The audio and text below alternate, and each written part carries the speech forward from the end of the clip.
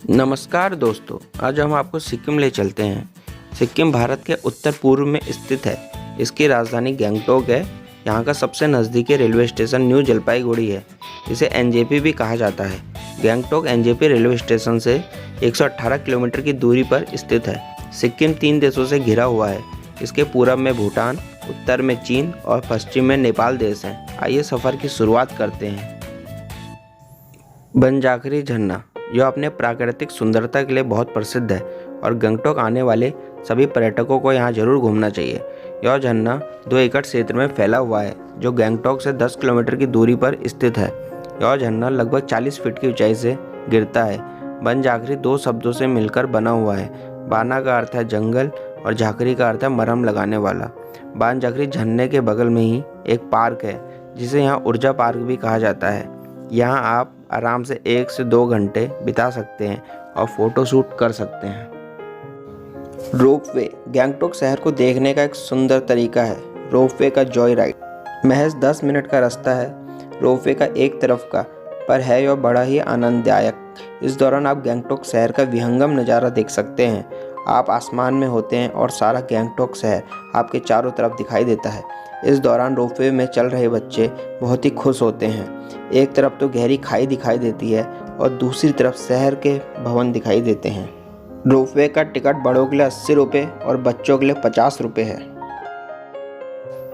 तासी view point यह गंगटोक से 8 kilometre की दूरी पर स्थित है। बता दें कि इस जगह का निर्माण तासी नामग्याल द्वारा किया गया था, जो 1914 से 1963 के बीच सिक्किम के राजा रहे थे। उन्हीं के नाम पर इसे तासी व्यू पॉइंट कहा जाता है। इस जगह से आप माउंट कंचनजंगा की खूबसूरती को भी देख सकते हैं।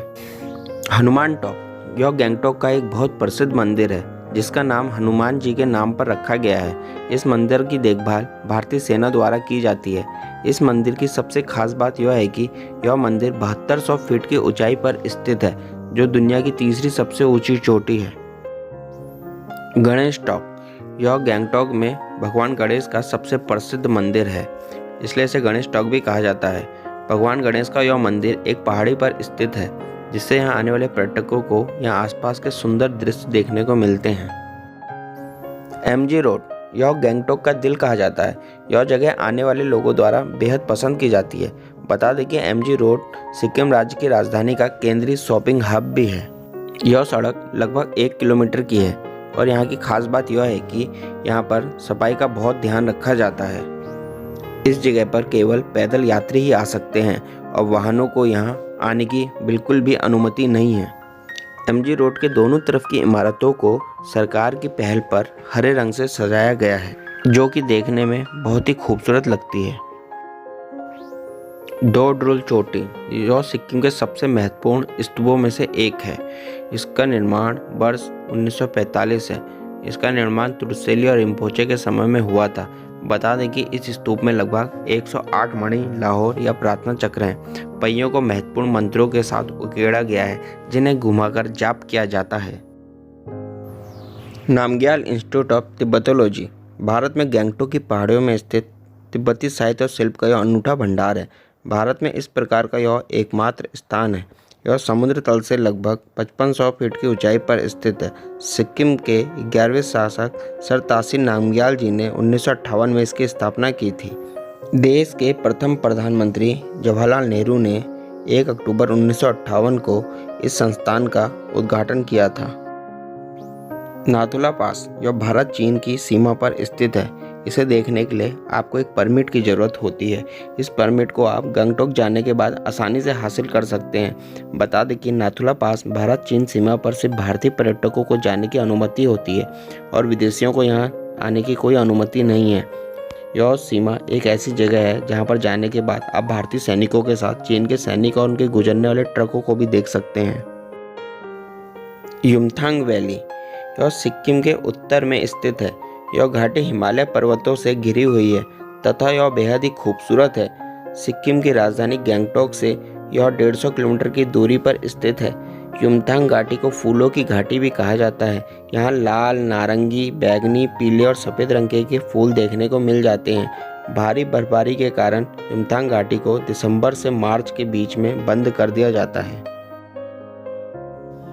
रवांगला यह भारतीय राज्य सिक्किम का एक लोकप्रिय छोटा पर्वतीय पर्यटक स्थल है। यह मेनम और तेदांग पहाड़ियों के बीच स्थित है। यह सिक्किम राज्य के दक्षिण सिक्किम जिले में 8000 फीट की ऊंचाई पर स्थित है।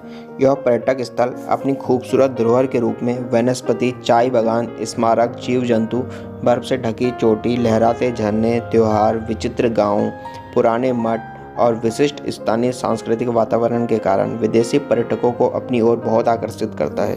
यह गैंगटॉक से 65 किलोमीटर, पेलिंग से 42 किलोमीटर और जलपाईगुड़ी से 120 किलोमीटर की दूरी पर स्थित है।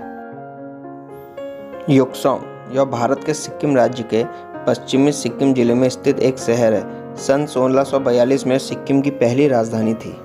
योक्सोम का अर्थ है स्थान जहां 3 विद्वान भिक्षुक बैठक करते हैं। माना जाता है इसी स्थान पर तिब्बत से 3 भिक्षुक आए थे और उन्होंने यहीं पर वर्ष 1642 ईस्वी में फुनसोक नामग्याल, सिक्किम के पहले चोग्याल धार्मिक राजा को सिक्किम का पहला राजा घोषित किया।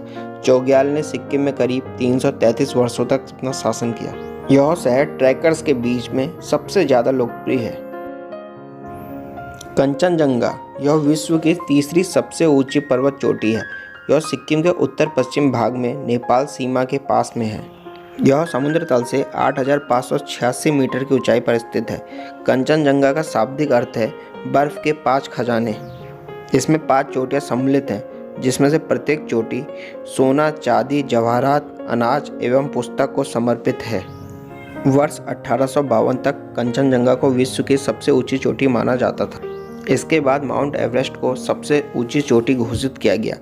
इसके बाद वर्ष 1856 में कंचनजंगा को आधिकारिक तौर पर तीसरे स्थान दिया गया। 7 सिस्टर वाटरफॉल जैसे कि नाम से ही पता चलता है, 7 सिस्टर वाटरफॉल में 7 अलग अलग झरने होते हैं जो उत्तर सिक्किम में सड़क के किनारे स्थित हैं और गैंगटॉक से 32 किलोमीटर की दूरी पर हैं। बारिश के दौरान यह झरना बहुत ही सुंदर लगता है, जो पर्यटकों को अपनी ओर बहुत आकर्षित करता है। जब भी आप गैंगटॉक जाएं तो इस झरने को देखना अपने दोस्तों के साथ ना भूलें। गुरु डोंगमाल लेक यह सिक्किम के लाचेन में स्थित है। इसकी ऊंचाई 5430 मीटर है। माना जाता है कि जब गुरु नानक देव जी तिब्बत जा रहे थे तो यहाँ अपनी प्यास बुझाने के लिए रुके थे। अपनी छड़ी से उन्होंने यहाँ जमी बर्फ में छेद कर पानी पीने की कोशिश की थी और तभी से यहाँ झील बन गई। कहा जाता है कि भीषण सर्दी के दौरान भी इस झील का कुछ हिस्सा जमता नहीं है और पानी के रूप में ही रहता है। इस झील को बौद्ध, सिख और हिंदुओं का पवित्र स्थल भी माना जाता है।